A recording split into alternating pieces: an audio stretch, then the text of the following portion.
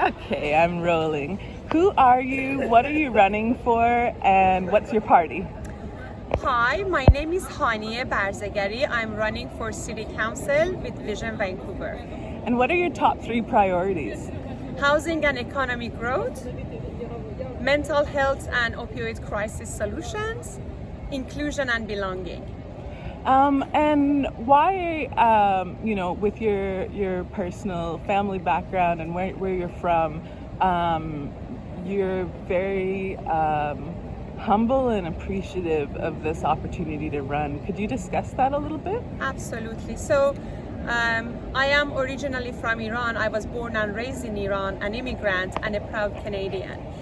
And as we are talking right now, there are people in my country of origin, Iran, being killed for freedom of choice. So what we have here in our beautiful country, Canada, is so precious. I deeply and truly respect and value that. And even having the opportunity as an immigrant woman, relatively new Canadian citizen, to be able to run for office, I deeply and truly appreciate that. And what I care a lot about is encouraging our folks to go out and vote, because if we have freedom of choice, we need to use it. It is great to exercise democracy, because over decades and centuries there have been millions of people being killed for democracy. So let's exercise the rights that we have. That's beautiful, and I'm really proud to have you part of our democratic process. Thank you for running. What are your plans for homelessness? So it is something very important you mentioned, especially what we are facing in our city now. We should look at this problem with a wider lens. We need to address the cause, housing affordability in general, social justice, a sense of belonging, livability. Mental health is very important to address when it comes to homelessness. Poverty is another thing. So in order to be able to address that, we need to address the cause and not the symptom. The other thing is we need to have the leadership at the city level, making sure that we can talk to our provincial authorities, to our health authorities like Vancouver Coastal Health, and even if needed, get some support from a federal government, making sure that we can address this issue. Yeah, absolutely. Kind of a funny thing that I've noticed is not a lot of people are super prepared on the downtown east side. They want to mention it, but there seems to be a lot of confusion still of how to approach it. And there seems to be an impression that there's nothing happening right now, which is really not true. Like on my website, I have 200 organizations under 40 categories. So, when people are saying we need to put these things in place, it's really just returning the emails of people who've been doing this work for decades. How would you be collaborative with the community? I think a great thing you mentioned is that we need to have that leadership at the city level, making sure we can work with different stakeholders. Maybe we did not have somebody specifically at the city council to advocate for this issue, but if there is somebody who is willing to represent this area, this neighborhood, this issue that we have in downtown east side, making sure that they are happy to work with every and each other stakeholder, we will have great solutions in place that we will be able to implement them. Absolutely. What do you think's gone wrong in the handling of our downtown east side? In the handling of our downtown east side. I think we somehow lost the connectivity with our folks in downtown east side, and a few incidents of trying to push people from where they are living nowadays on the streets. We need to provide proper housing and proper care for people if we would like to replace them somewhere else, rather than pushing them to go here and there when and where they do not want to live. Yeah, absolutely. Do you see any interim plans? Because obviously housing roofs is the answer, and removing desperation, raising the rates of welfare and disability, which are below, during the pandemic, it was decided that the average Canadian could live on the bare minimum of $2,000 a month, and welfare is about $700 a month. Disability is, I think, $1,200 a month now, just under.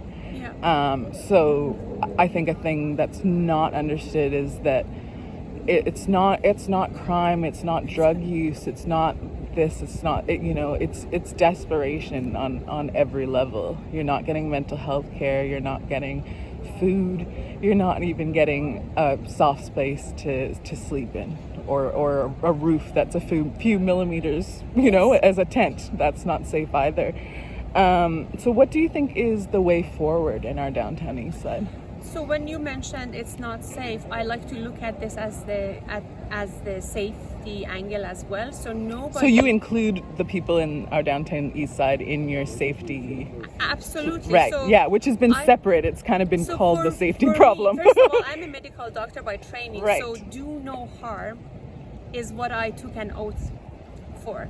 So for me, everybody in the city of Vancouver or everywhere in the world, they deserve to be safe and feel safe, and nobody is in more danger than somebody who is underhoused, who does not have a roof over their head, and they are living on the street. So let's be clear on that. And when we talk about safety, we need to, of course, address the most vulnerable communities before. Beautiful. And having that idea of housing is very important, but at the same time, we need to have care for people. And that care is the healthcare plan, the mental health, and also how we can empower our folks to integrate to the community, provide them with some job opportunities, and just thinking about how they can integrate in the community. Yeah. It doesn't have to be either or. Like, we can all share the area. Exactly, and it should be all together. I can think of my own self. Okay, what are the things that I need as an individual and human being? It's the same for everyone, no matter where we live, and especially with those who are, again, underhoused. Absolutely. What do you think went wrong with the last administration? You mean at the city level? Like the mayor and council in particular. Based on what also we learned from Justin McElroy's CBC article, is that our city council meetings are the most inefficient ones across Canada. I've tried to watch them. So long meetings, decisions are not made. Things are delayed. If decisions are made, they are not implemented. Even the piece, the sheet, the design of the vote thing is from like 1995. I swear, like it's like neon green or red, and it's like a table that you could do on Microsoft 98. It's just weird. So you know about the design. So I can give that one to you. Yes, but if things are not working, which we are seeing that.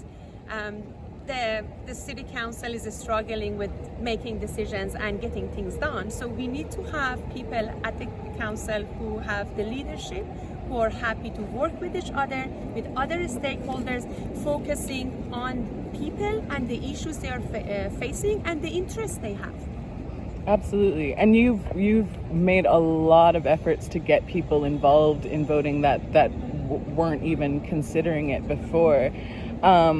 What have you kind of learned by trying to switch people over to voting mode? So it is not easy, I should tell you, especially for non-voters or those who have never voted, trying to educate them how it is important for them to make a choice. But what I'm seeing is that if we had the opportunity to chat with each other for some minutes, they see the value in exercising the democratic rights and even talking to others, and how it is important to make a choice themselves rather than allowing others to decide for them. Because when they don't go out and vote, they are not choosing, others will vote, others will choose for them, and not necessarily they have the same values and principles. And just taking a moment and thinking that what they choose for the city, who they choose to sit at the city council or park board or school board or as a mayor, is going to affect their lives in few coming days in years and even in decades, and the future we are building for our newer generations. Absolutely. What will you do better if you become a council member? So there are a few things based on where I come from, my personal life and my professional life. When I was practicing medicine in Iran, I worked with so many equity deserving groups. And even here, when I used to volunteer at Mount St. Joseph Hospital and Payne, BC. So I have worked with equity deserving groups, and I am going to take that lens to the council.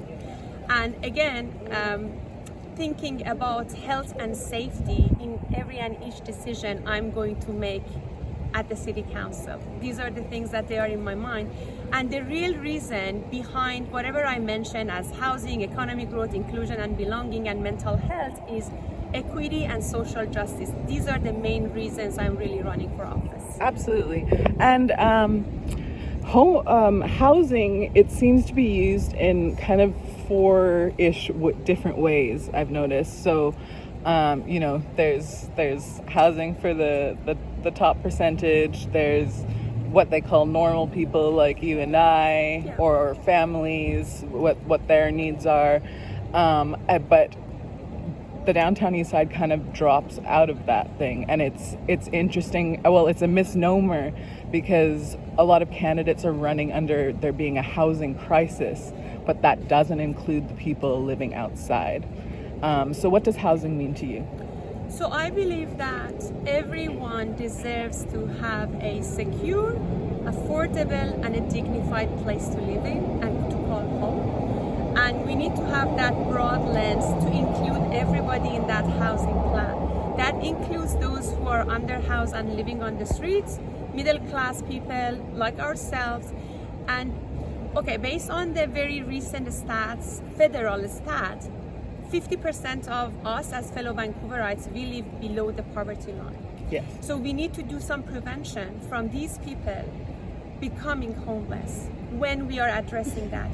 Yeah, that goes back to the desperation and the amounts that people are given. Exactly. Like the official amount for housing, which has been the same for decades, it has not faced any inflation, is $375.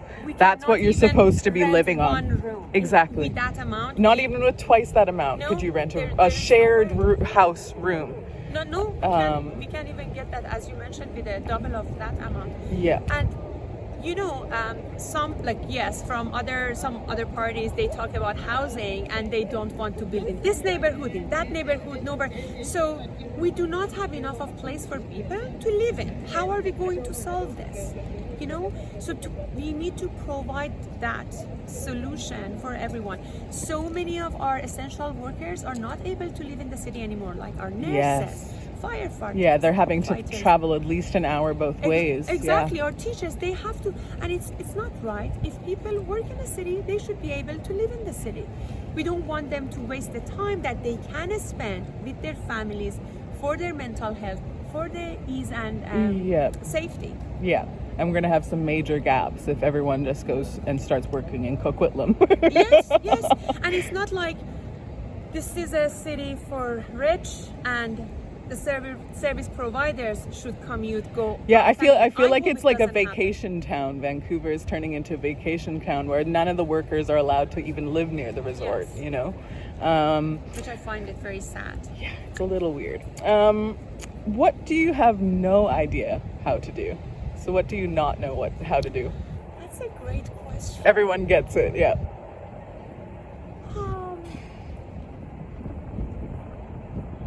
I should think of maybe. You're like, no, I'm invincible. Maybe some of the activities and plans regarding climate action, I am very much relying on my co-candidates and the party. When it comes to the health part related to the heat waves, I know, because again, it comes back to the right. So health. there are connections, but you have like a certain lane at the same time. Yes. So I like to learn more about what practical measures we can have more. Again, I'm relying on my party and my fellow candidates. You can't do it all. You do so much. But you know what is important? What position do I take when it comes to issues? Do I know everything? Of course not. Am I able to know everything? Definitely not. One can learn so much and invest in their time in so many things, but that's the lens that as a city councillor I need to have. Yeah, that's beautiful. I'll end you there. Thank you so much. Before you go, your name, what you're running for, and how we can find you on the internet. My name is Honieh Barzegari, running for City Council with Vision Vancouver, and you can easily find me HONIEH.ca on Facebook, Instagram, and be in touch with me. Beautiful. Thank you so much for your Thank you so much time. for the opportunity. Thank you, Fifi. Thank you.